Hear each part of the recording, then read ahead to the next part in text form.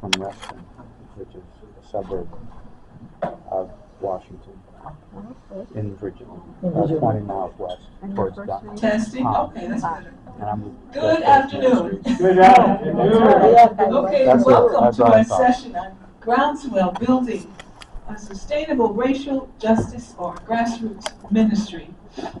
We're pleased that this session is sponsored by the Pax Christi anti-racist team, better known as PCART. And so for our opening remarks about PCART, I introduce you to Francis, better known as Frank, DiBernardo. Good afternoon, everyone. Thank you, Vicki. I'm here just to say a few words about the Pax Christi anti-racism team, better known as PCART. And the team has been in existence for over 20 years, and it was established to help Pax Christi as a whole to become an anti-racist organization, to fulfill one of its commitments to work for an end to racism and for greater economic opportunities, and also to help chapters and individual members to confront their own personal racism and structural racism. I think I've been on the team for 5 years now. I serve with Dr. Vicki Lott and Cathy Woodson, who's on this panel, who's an alum of the team as well. And I have to say, in my 5 years, it has really been a blessing, because being on the team has really helped me to understand racism in a much broader context than I had been raised to do. And it has helped me to see the structural racism that exists in our society, in our church, and even in our own organization. I think this morning's plenary session shows that it's still an important issue for Pax Christi to be discussing and learning more about. And I think, as good progressives as we all are, we may have confronted personal racism and tried to eradicate that in ourselves. But the larger issues of structural racism, as our national debate has shown, are still, unfortunately, alive and well. So that's why PCART is here, to help the organization, to help the individual members, to help the individual chapters. We have workshops, we have resources, we help write PSAs and things like that. You can find more information on the Pax Christi USA website. And finally, I'd just like to say, if any of you would like to consider becoming a member of PCART, you'd be more than welcome to contact the national office to find out more about the application process for that. So thank you very much. Wow, thank you, Frank. No notes. That was Okay, so I'm Vicki Lott. I'm honored to be a member of PCART and to be a part of the team that recommended this wonderful session that we're about to have this afternoon. I'm also honored to be on the board of JustFaith Ministries, and I was co-author of the JustFaith Ministries Racial Justice Series, a 24-week series. That series has a macro framework that asks the questions, what, so what, now what? And these three dedicated ladies from the Richmond Diocese embarked on that journey. They took that series and they developed the kind of action plan that we hoped that would result in, and we see it as a model. But before I introduce this dynamic trio, we're thrilled that we were also asked to open our session by taking a few moments to talk about a holy person, and we chose one of the 6 African Americans currently on the road to sainthood. What I learned in researching this, which I knew but cemented for me, is that there are a number of saints of color, Saint Benedict the Moor, Saint Moses the Black, Saint Augustine of Hippo, etc. But none of them are African American. And so we have 6 on that road, and one of them is Sister Thea Bowman. And so I'm going to use a combination of quoting some words from her as our opening prayer as well, and mix in some things about her. So Sister Thea Bowman was born in 1937 in Canton, Mississippi, a Franciscan sister of perpetual adoration. In 1989, the year before she died, in 1990, she addressed the United States Catholic bishops and opened by singing the spiritual, "Sometimes I Feel Like a Motherless Child." And then her talk was embracing her Black Catholic female identity. And she said, "What does it mean to be Black and Catholic? It means that I come to my church fully functioning. I bring myself, my Black self, all that I am, all that I have, all that I hope to become. I bring my whole history, my traditions, my experience, my culture, my African American song and dance and gesture and movement and teaching and preaching and healing and responsibility as a gift to the church. I bring a spirituality that steps out in faith, that leans on the Lord, a spirituality that is communal, that tries to walk and talk and work and pray and play together. A spirituality that in the middle of your mass or in the middle of your sermon just might have to shout out and say, amen, hallelujah, thank you, Jesus. Today we're called to walk together in a new way toward that land of promise and to celebrate who we are and whose we are. If we as church walk together, don't let nobody separate you. That's one thing Black folk can teach you.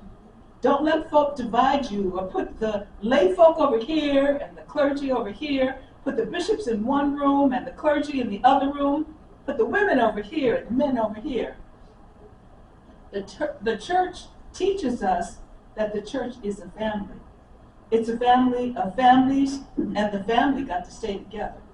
We know that if we do stay together, if we walk and talk and work and play and stand together in Jesus' name, we'll be who we say we are, truly Catholic. And we shall overcome the poverty, overcome the loneliness, overcome the alienation, and build together a holy city, a new Jerusalem, a city set apart where they'll know we are His because we love one another. Amen? Amen. Okay, so Sister Thea was attracted to the Catholic Church by the example of how she saw Catholics seem to love and care for one another, most especially the poor and the needy. And for Thea, she was impressed about how Catholics put their faith into action. In the late 1960s, it was also a time of transformation for Sister Thea, both spiritual and cultural awakening. The liturgical renewal of the Second Vatican Council encouraged Sister Thea to rediscover her African American religious heritage and spirituality, and to enter her beloved church fully functioning, as she said.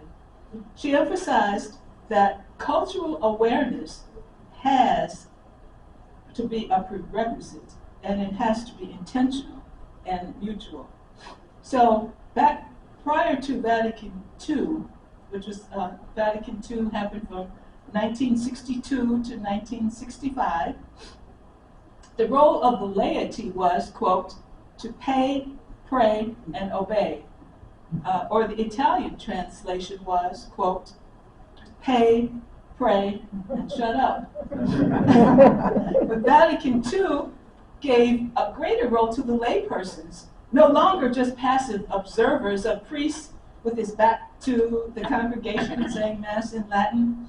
In other words, Vatican II empowered the laity, and the laity is 99% of our church, empowered the laity to be active evangelists and disciples, and to not necessarily rely on the clergy, whom Pope Francis warned to not be museum curators. And I like what Sister Thea said to a person who said to her, the liturgy didn't do anything for me. And she said, what did you do for the liturgy? And the last quote from hers that we'll talk about is, she said, if you get, give, and if you learn, teach. And that is a great segue into our dynamic trio here of the ladies from the Richmond Diocese. And let me introduce them now to you. Abby Causey received her undergraduate degree from Boston College in Business Administration and holds a Master of Theology from St. Leo University. She has worked for 20 years at both the parish and diocesan levels and is on parish staff at Church of the Holy Family in Virginia Beach, Virginia. She's a founding member of Virginia Catholics for Racial Justice and is also co-chair of Catholic Relief Services Virginia chapter. As an emeritus board member of JustFaith Ministries and a graduate and facilitator of numerous JustFaith Ministries programs, she and her family intentionally try to live a life that works to effect change both locally and globally. Joan Kennedy is the former planning director and neighborhood director for the city of Hampton, Virginia. Her most notable work was in reinventing government, citizen engagement, and neighborhood empowerment. After retiring, she earned a master's degree in theology and began a second career in quote-unquote church work, with a primary emphasis on intergenerational faith formation, forming pastoral councils and parish strategic planning. Joan is a founding member of the Virginia Catholics for Racial Justice, where she can share her passion for faith and justice and her skills in strategic planning and organizational development. And then we have Cathy Woodson. Cathy has served as vice chairperson and chair of the National Catholic Peace Organization, Pax Christi USA, and she served on the Pax Christi anti-racism team for 6 years. She served on the leadership committee for the National Black Catholic Congress and served on the Black Catholic Commission for the Catholic Diocese of Richmond. In 1994, she received the Bishop Sullivan Ministry Award. She has co-facilitated more than 125 dismantling racism workshops across Virginia and the southern region. And we're trying to get her to rejoin PCART. So, we'll now start our discussion. And let me ask, I'm going to sit. Let's start by asking the panelists to tell us, first of all, on this journey of the Groundswell, building a sustainable racial justice ministry. Where have you been? You know, how did you get to this? How did you start? So I'll begin with our story. Began in 2020, as most of our journeys have. We had this awakening because we were at home because of the virus. And so for me and my family, the news was constantly on. And because it was constantly on, when George Floyd happened, the whole world saw it because they were already watching. And after George Floyd, during that summer, we are in the heart of the Confederacy, the formal capital of the Confederacy. So the Confederate monuments were a huge issue in the state of Virginia. So we saw the protests taking place, and I asked myself, what can I do, number one?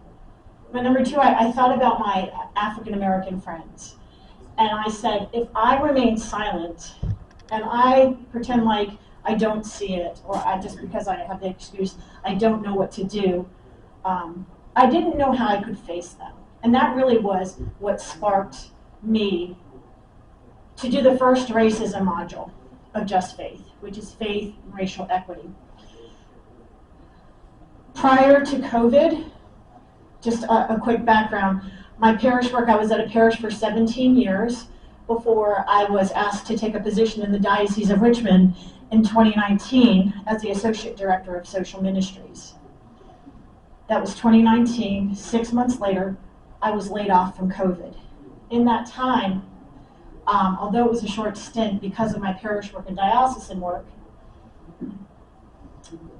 and the invention of the wonderful and the most attributed to the most quoted of 2020 is Zoom. You are muted.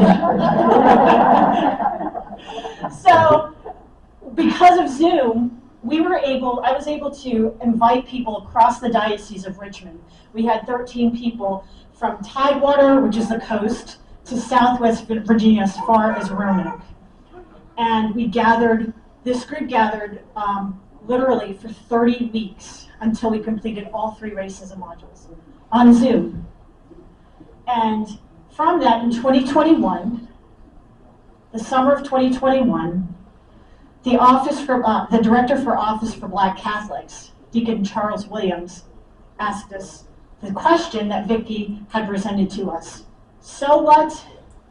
Now what? What are you going to do, Abby? What are you going to do, guys? And he challenged us to continue the conversation and move to action. So, on Zoom, we gathered people from across the diocese who had done JustFaith, the JustFaith modules. And our first session, we had over 70 people. And then we did it again. We had a second conversation, which evolved with the support of the Office of Social Ministries, where I was employed for about 6 months. I was able to build some relationships.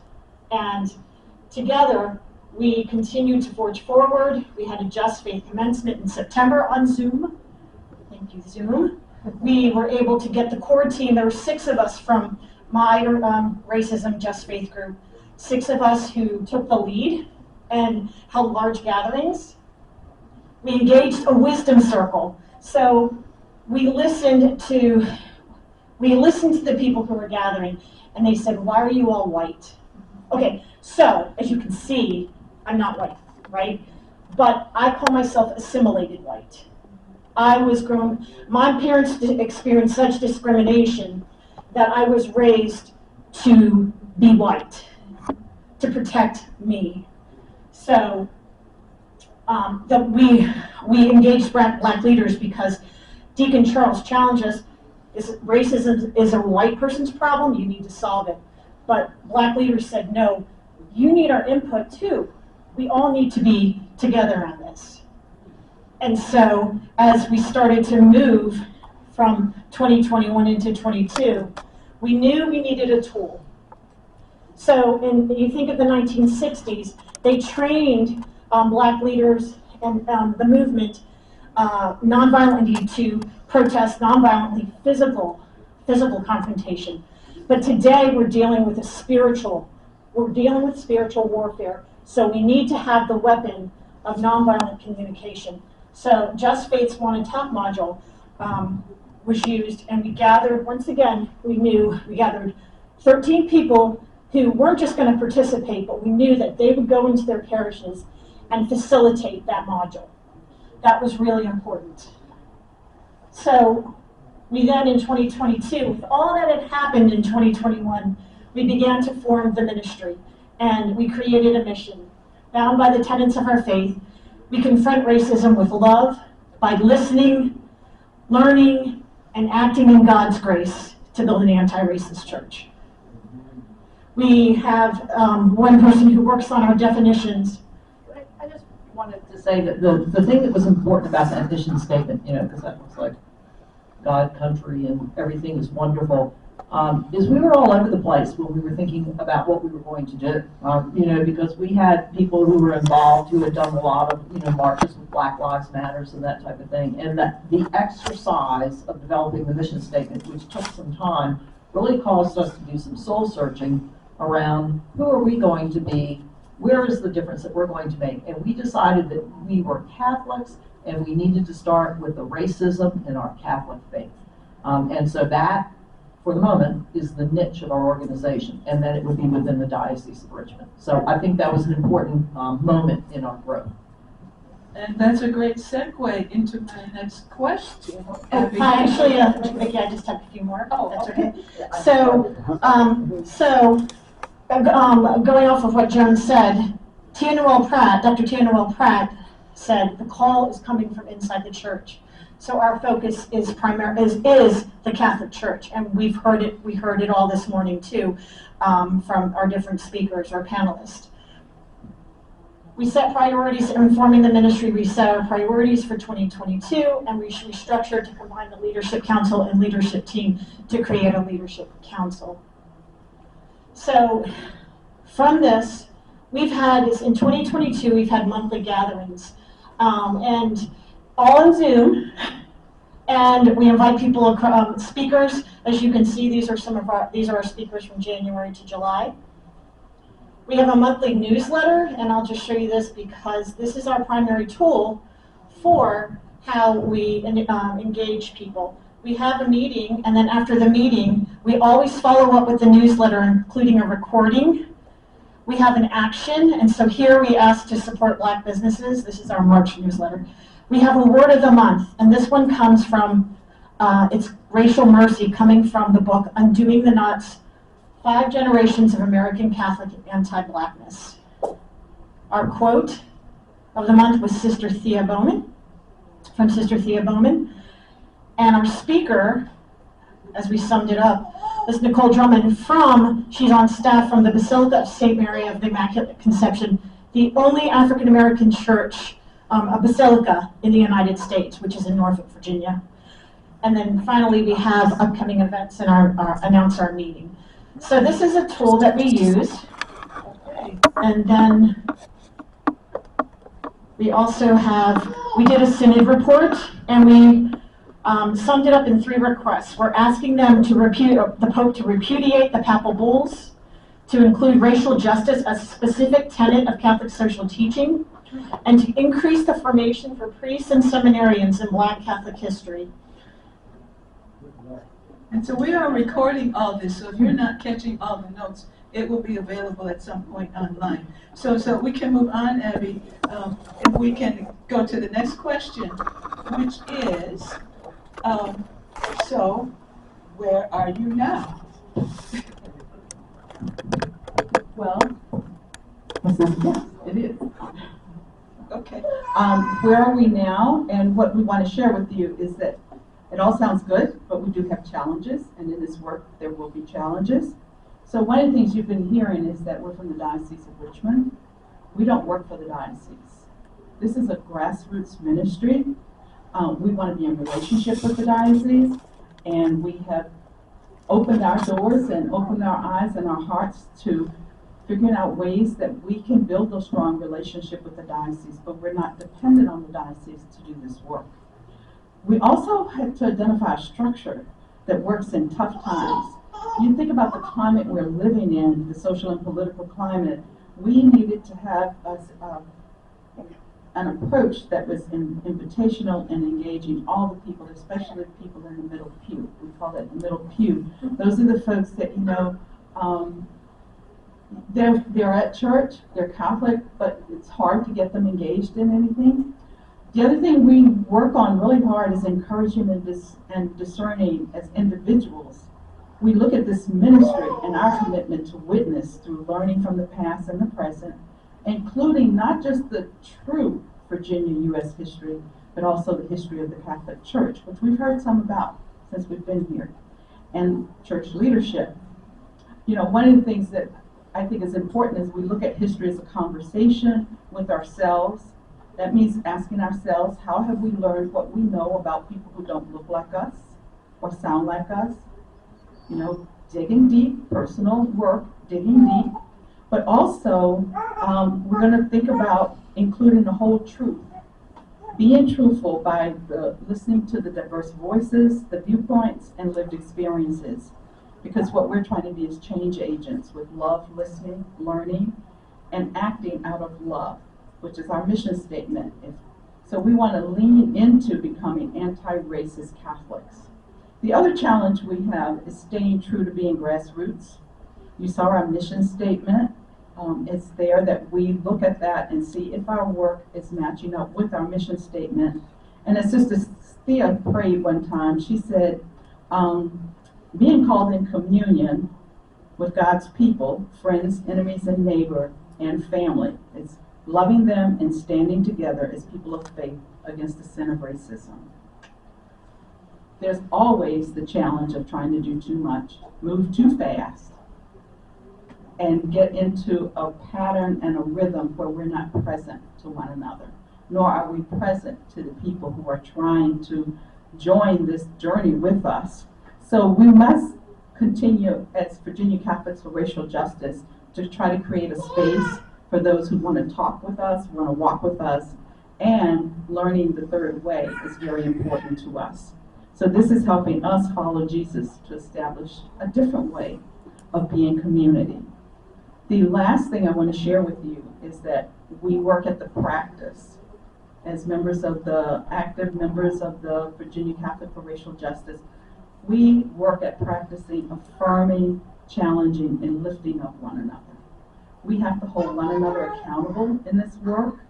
Racism is a sin, so exploring different approaches. We all come to this work with a diversity of lived experiences, formal and informal, and ongoing catecheses. You've heard that today in our panelists. We've all been shaped, formed, and informed by racist systems.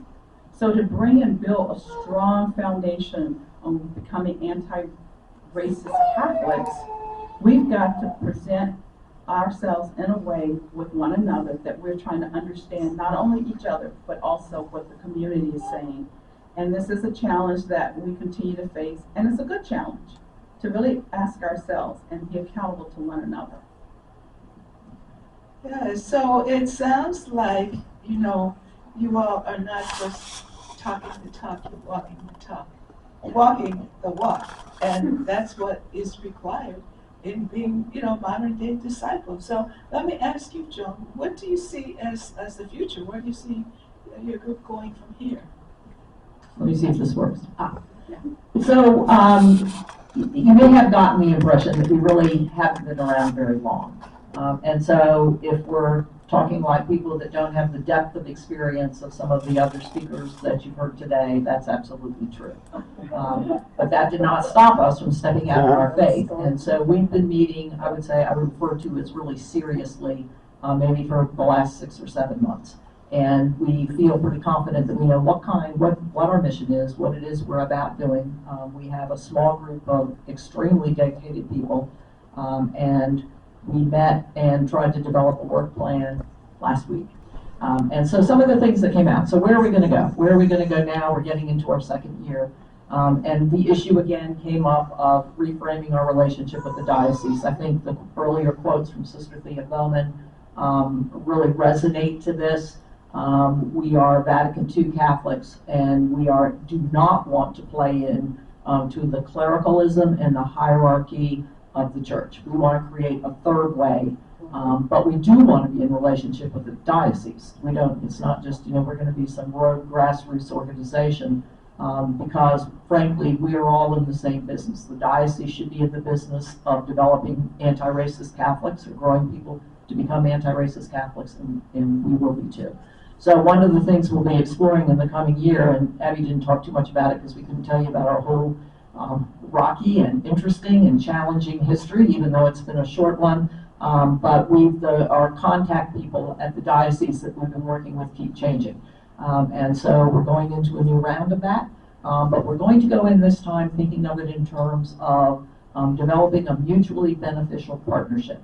And starting not with, come to one of our meetings, we'll tell you who we are, what can you do for us, but instead going in and saying, who are you, what are your plans, what are your needs, how can we work together, and looking to find a third way. So that's one thing we hope to emphasize on. We need to get more people engaged. And we feel that one way of doing this is we're going to now establish working groups, and the other way of doing this is to move our work more into parishes. So we're diocesan-wide, but we think the action is going to happen at the parish level. So our plans are, again, to get, and we have a model for this. I'll talk about it a little bit later in the presentation for how we really engaged a small group of what we would call pilot parishes in getting the work done. The idea is to develop a working group that can start to develop modules for what does growing anti-racist Catholics look like when you try to do it in a parish. And so that can be everything from, we've done some research on this, we'd like to do some more, but doing an audit of your parish, doing an inclusiveness audit, not just where have we excluded people of color, but where have we excluded all kinds of groups of people. And we've heard earlier in this conference about the intersection of, exclusion and racism and violence. So really work on an audit of that, and then develop actions in your individual parish based on that. We certainly would encourage small groups within the parish to initiate activities and praying and learning together around the issue of anti-racism. Very little known about that and the history of our church in it by the average person in the pews. Very, very little, lots of work there. And then we heard this morning, because I was in a conference here, about the work we could do around getting the black saints, saints to be, canonized, because that's a great racial injustice right there. I mean, that's obviously something that is being done in a parish and can be done in other parishes. So we want to do that. We want to get the word out. In my parish, when I invite people to our events, they say, gosh, I've never heard of this group. That was intentional.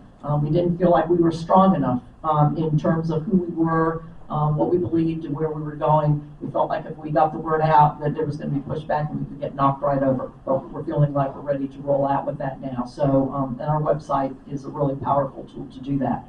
We want to reach the people in the middle pew. Every single one of those speakers that Abby talked about, our question always to them in the end is, what advice do you have for us?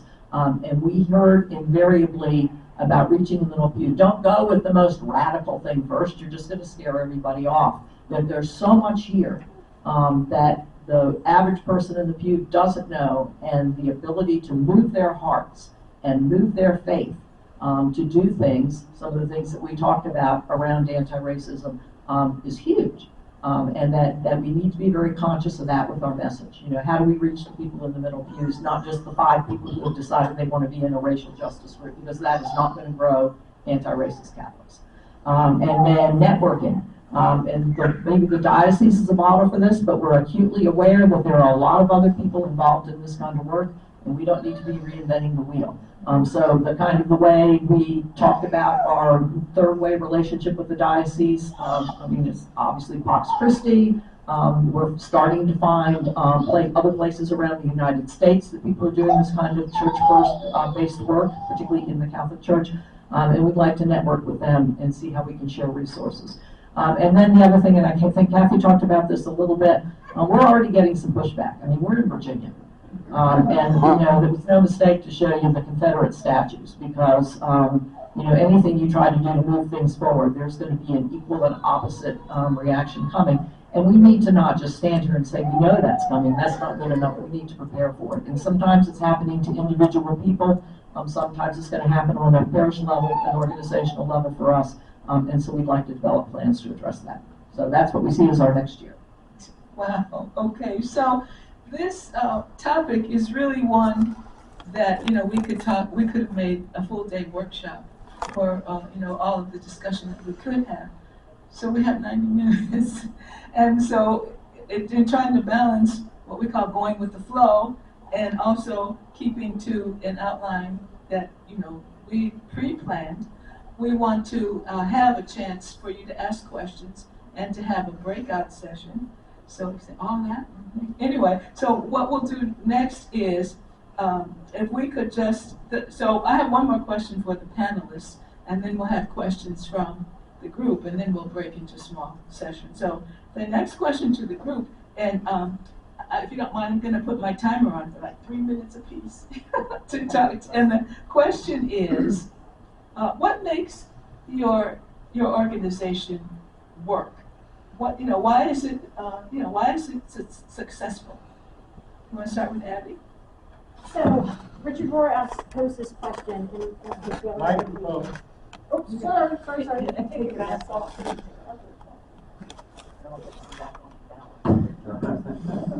Richard Rohr posed this question in his daily meditations. Would you rather have a friend who is always right or one who is in right relationship with you? Would we rather have a friend who's always correct or a friend to whom we're always connected? And so in VCRJ, that is one thing that we really strongly believe in that we are in right relationship with one another first. That we know about what they call the ego, and is it for power for oneself, or is it for the greater good?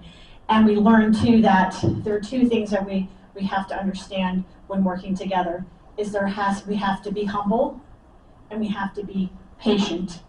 And so that is what we found that has really worked for us, and to identify our gifts and how we can develop and really work together, honing on those gifts.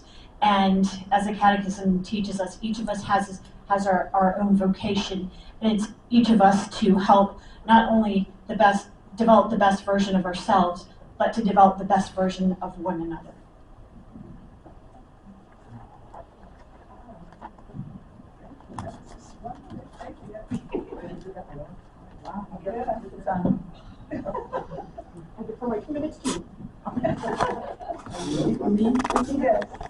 Okay, I'm going to just share with you, one of the things we've committed to is building a beloved community.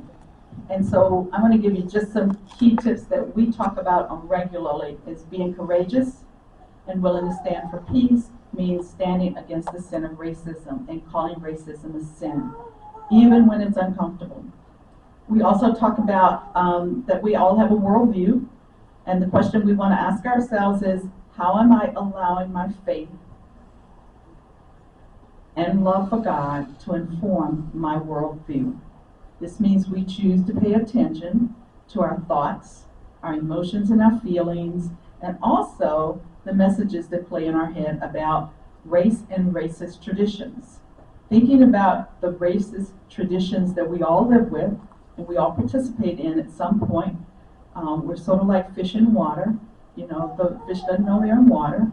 Sometimes we're functioning like we are everything's just rosy, even in our diocese and in our church.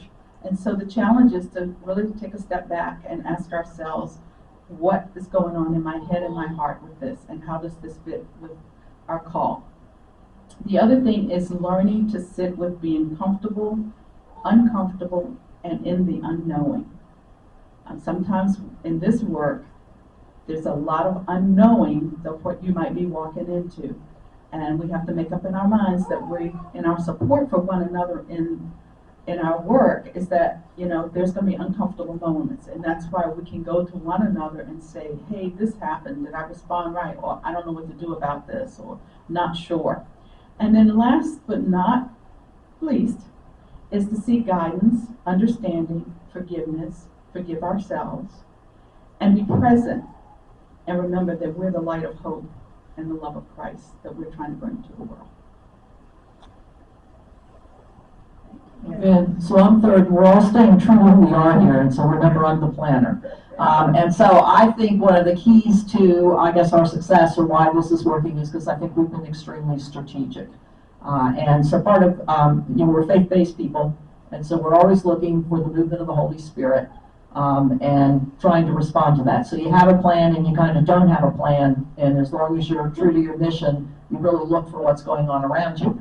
I saw I would say strategic plan with the great, being strategic with the big S. I saw last night in the evening presentation when Pax Christi realized that the bishop from New Mexico had taken that position that he had taken, and they amplified his voice and went into partnership with him. They said, there's somebody who's doing the work that we're doing, let's make that part of our work. That was extremely strategic. He looked at that opportunity. So we also like to look for people, I guess, who are doing the right thing, which of course we define as, the work that we're doing, and then we kind of try to glom onto it. So an example, obviously the Synod was an opportunity we took when that happened. We thought we've got to do this. So we convened a synod listening circle, and we felt like this was an opportunity to kind of advance some of the things we thought we needed to happen around racism in the Catholic Church. But the other one, and we didn't talk too much about this in our history, but when Uvalde happened, the USCCB put out a powerful position on what needed to be done in this country around gun violence. And they dealt from everything from the laws right down to re-examining violence in our culture. And we read it and it blew us away, and we thought, that's it. We need to amplify that voice and that message in the pews of our parishes. And so we held, in 7 of the churches across the diocese, we held prayer vigils. We contacted our lobbying arm of our diocese that wasn't doing much around gun violence and made them aware of that and asked for it to be included. And then we also contacted our legislatures. And so that was spontaneous, probably pulled it together, I guess, about in a week. But there was somebody doing our work. It was a Catholic Voices that were giving the right message. So rather than, again, creating that ourselves, we hopped on that opportunity and took an action. Oh, wow. 30 seconds left. That was wonderful. So let me just say this is wonderful, ladies. Excellent, like I knew it would be. I just need to follow up on something you just said, Joan, about Uvalde. I'm in Austin, Texas, which is about an hour and a half from Uvalde, so it's in the news all the time. And this is my first time hearing about the letter that the USCCB wrote about that. And I'm right there in Texas, 150 miles away. So that's part of the challenge of being the laity post-Vatican II. If our bishops, I love Bishop Vasquez, but I mean, apparently had other priorities, because if it had come to our church, our pastor would have read it for sure. But so what can we do if our bishop isn't taking the lead, or if we don't plug into something that the USCCB does? That's just an open question. But I wanted to move now to question, unless one of you has an answer. Yes, Abby. So one of the things, it started in our parish, it's in my parish, and then we sent it through, and within a week, 7 parishes we asked to do the prayer vigils.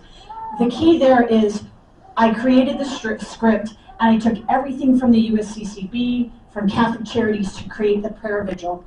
And I had the churches make sure that their pastors approved of this prayer vigil. So I essentially towed the line, and everything was walking the line with the USCCB.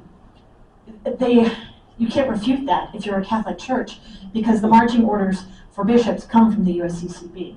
So that's how we were successful in that. That's excellent. The problem there is they could ignore it, but the fact that many of them won't, that's a great suggestion. So now to open it up to get more from the audience.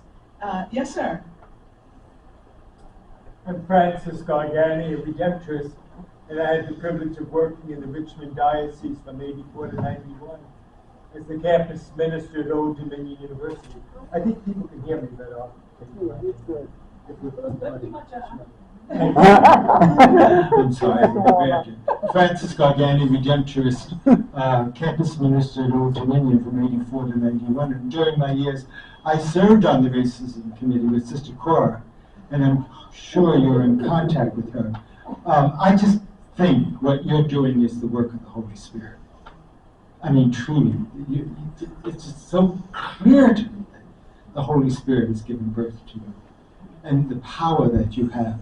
I just wanted to say that I'm sure it would be very helpful for your committee also to be rooted in the history of the diocese with regards to the whole issue of integration and all that. The Redemptorists were very involved, and we have a wonderful archivist that has a tremendous amount of story of the Catholic Church in Richmond, the diocese, and our own work there particularly. We're doing there's a historian here right now who is the husband, Nicholas, of the lovely woman, one of the leaders, And he's just done a major paper on the work of the church in the history in South Carolina. But he also is doing work in your diocese, so you need to connect with him. Also, I'm coming with my evangelization team to St. Bede's to give a parish mission in this Lent. And we need you to be there when we have the tables out after the mission to promote your work at St. Bede's, okay, in Williamsburg, okay? Oh, and St. Bede's has been very much a part of. Well, Joe is dynamic, and he's dynamite, the pastor. Also, I hope you've connected with my confrère who wrote the book on fear, and Maurice Nutt. If you don't know Maurice, you should. Yes. And Maurice has had connections, of course, with your diocese. We used to have him down at St. Mary's. I supplied at St. Mary's every week almost. And Maurice would be a dynamite person for you. He would be so thrilled to know what you're doing. So, anyway, thanks. Thank you. Maurice is one of the main promoters of theater, too. Thank you. Well, okay, while I'm back here, let me just acknowledge two of my PCART colleagues, Mary Yelnick and Linda Perrin. They're also members of PCART. So, okay, let's go for time.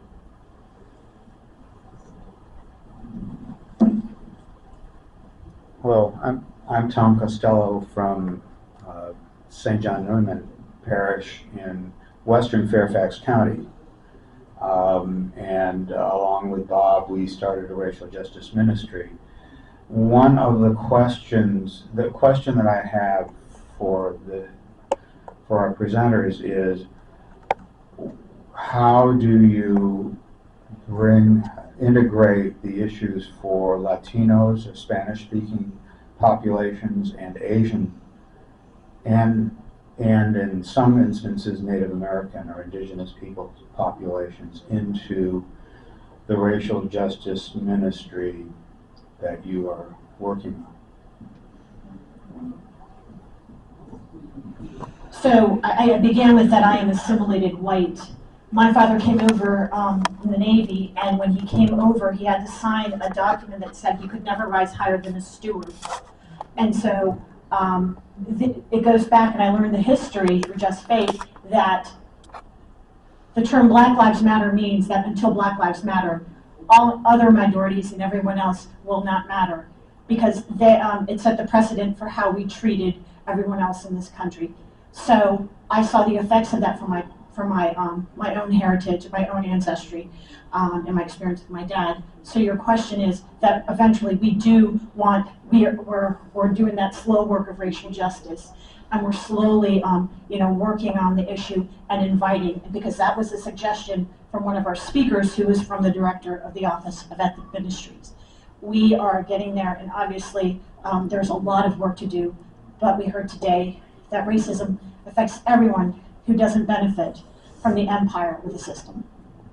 Another answer to that question, Tom, would be regional, because depending on what the minorities are in their diocese, it may be African American. I'm thinking about where I live in Texas. If you're in El Paso, the Latinx is the major minority, and so their work might be vectored toward that community, or in Arizona, Oklahoma, it may be the Native American. So whatever is in your community is something, rather than to, like in my parish in Austin, we have a very small Native American community, and so our focus would be on the Latinx and the African American. So part of the answer is it's regional.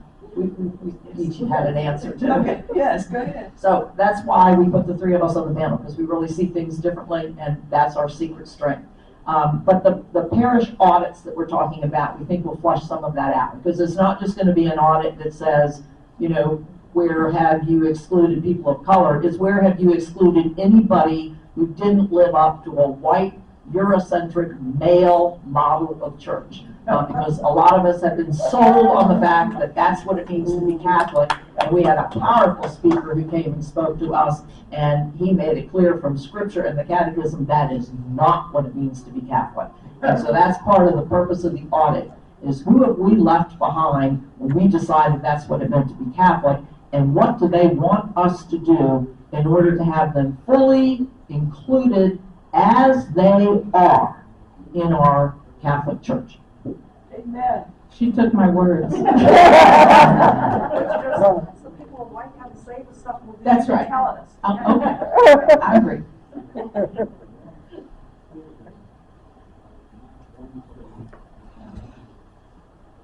And maybe if there's one other burning question after this one, we'll take it, and then we're going to go into our small group discussions. Thank you. I'm from Baltimore, and we have a grassroots organization that started in 2005 from a conference similar to this call to action. And our concern was the very things that you're addressing.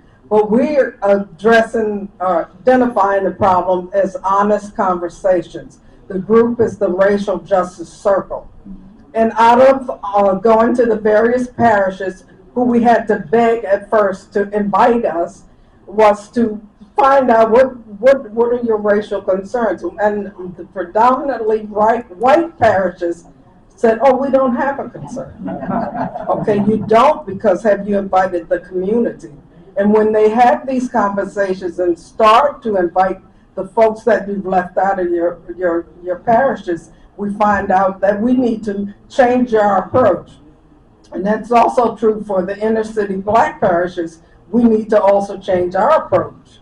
But one thing I want to caution you about is that being in relationship with the diocese, you can get into trouble with that. You must keep tension between you. Otherwise, they swallow you up and you lose your identity. So if you want to have any gains, it can't all be in agreement with them. We have to keep that tension going. And what happens to us in Baltimore, they say, this is the Archdiocese Racial Justice Circle.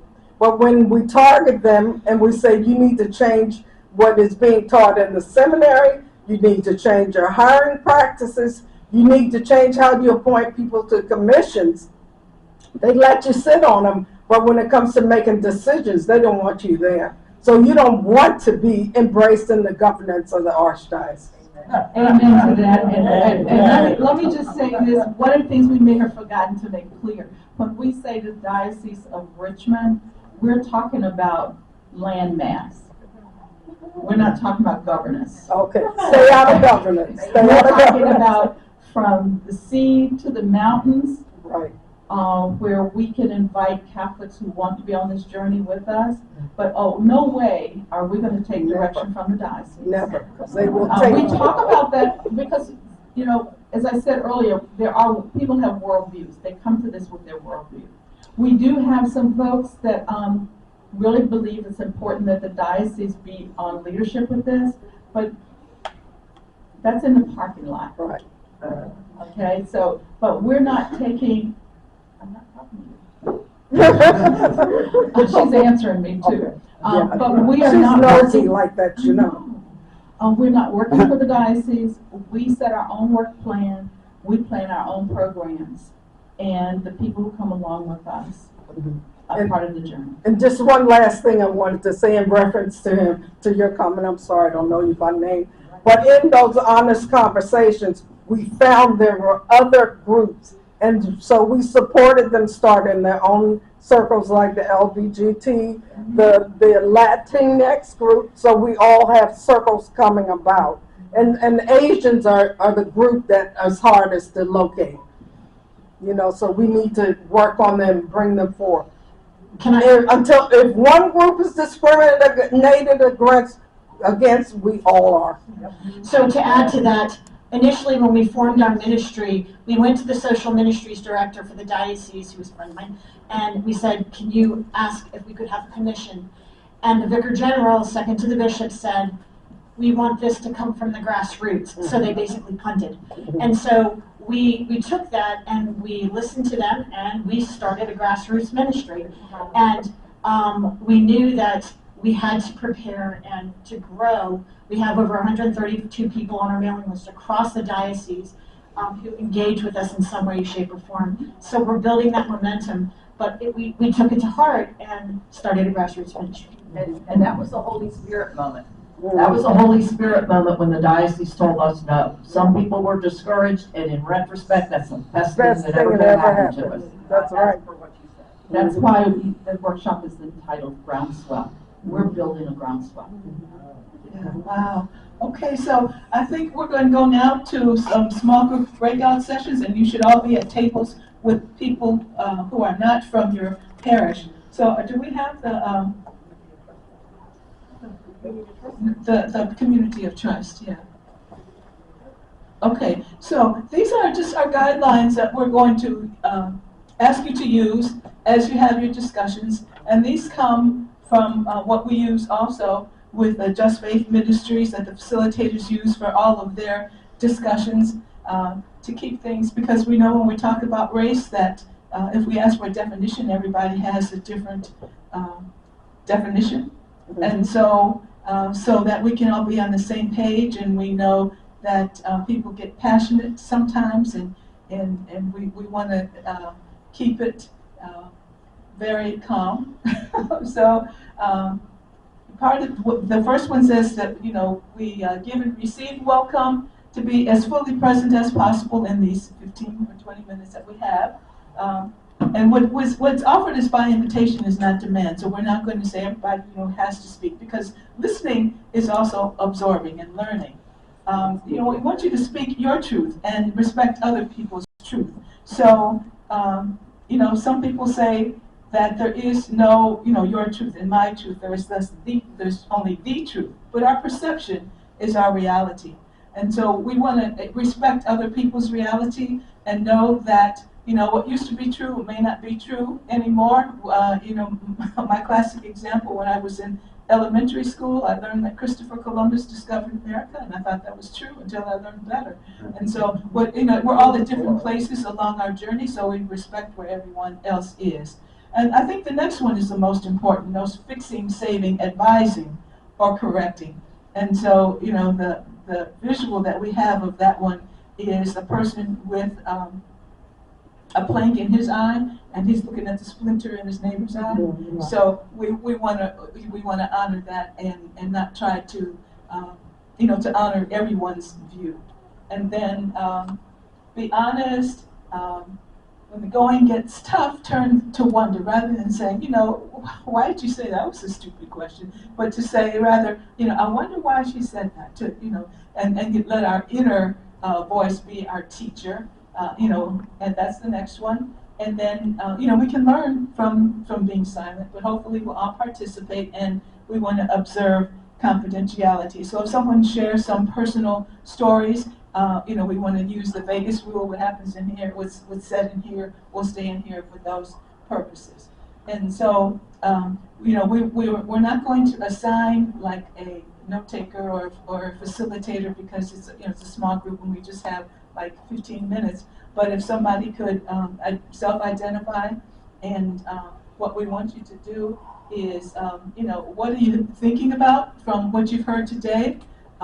You know, how are the wheels turning about some things that you can take home in your parish, or some things that you're already doing that you can expand upon. And then we'll ask you afterwards to share, you know, one thing that came from your group. Okay? Any questions? Okay, go.